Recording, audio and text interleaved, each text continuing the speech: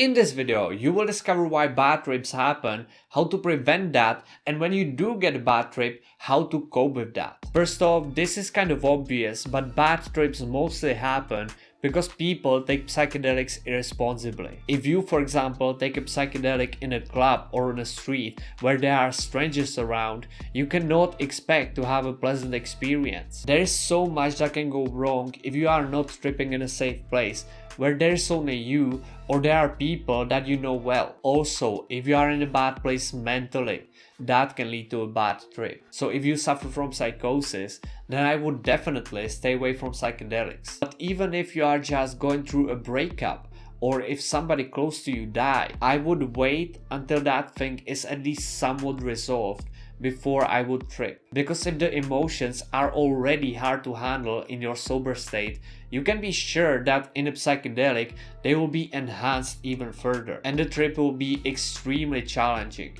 And that can be very healing, by the way, but it can be too much for you to handle. But if you are in a decent state of mind and you are in a safe environment, then bad trips are not really that bad. They can feel terrifying in the moment and you will wish that they stop soon, but they will. And once you get through the emotions, once you truly process them, that is when you will be healed from them. If you trip the right way with good set and setting, the bad emotions aren't just coming at you from somewhere.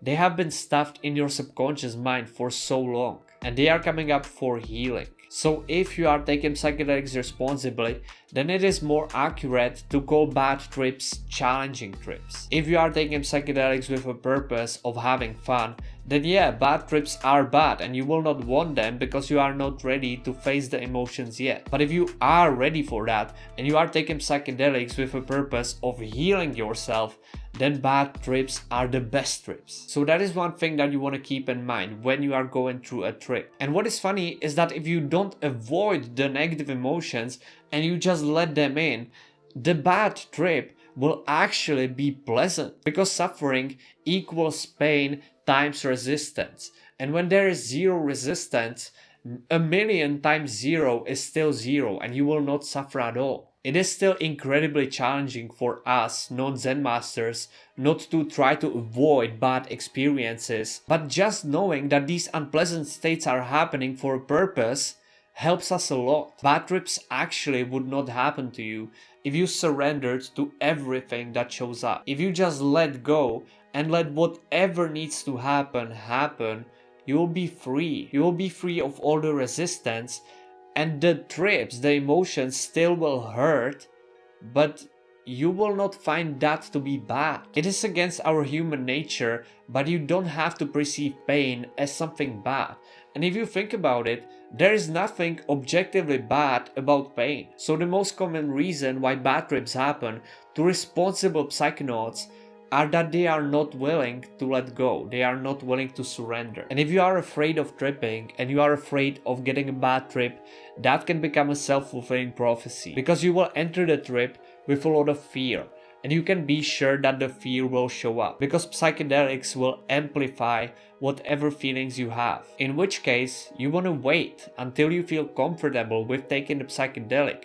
Don't pressure yourself into anything. Oh, by the way, don't ever mix psychedelics with alcohol or drugs of that nature. They will greatly increase the chance of a bad trip. So let's say you took the psychedelics responsibly and you tried to let go, but you failed because the emotions were too severe, and now you are going through a bad trip. Well, first of all, you don't want to judge yourself for not letting go.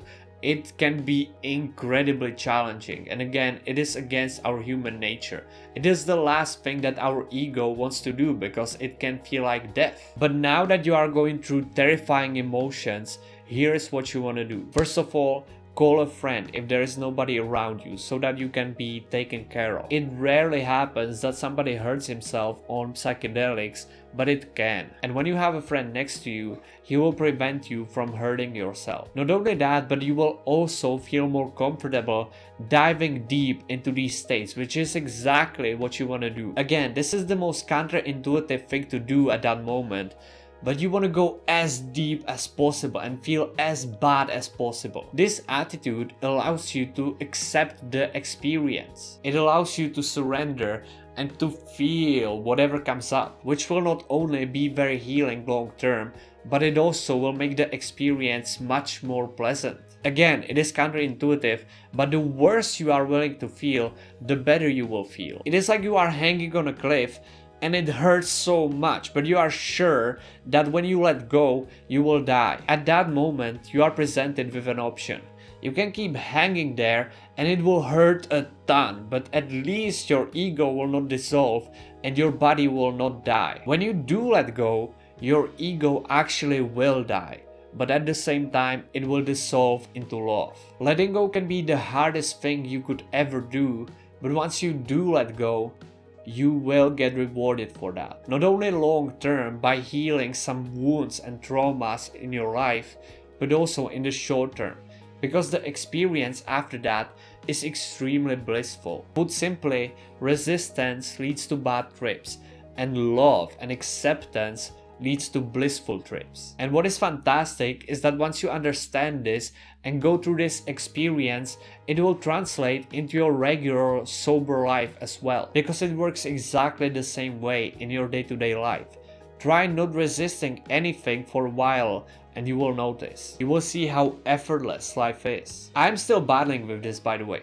It is one thing to become aware of it, but another thing to actually incorporate this fact into your life. But when your trips truly become extremely unpleasant and there is no way you would let go anymore and you actually are thinking about harming yourself, there is one way to end that. I do not encourage ending your trip prematurely because it can be bad long term, but then it is better to be safe than sorry. It is better to end your trip prematurely and suffer from some possible long-term consequences than harming yourself or being traumatized for a long time after the trip. So I want you to know that there is an option to end your trip, and you do so by taking benzodiazepines. Benzos will end your trip within 40 minutes. Usually it just takes 20 minutes. And again, I wouldn't do that in the vast majority of cases because the emotions will not be resolved. But if you are worried about your physical safety,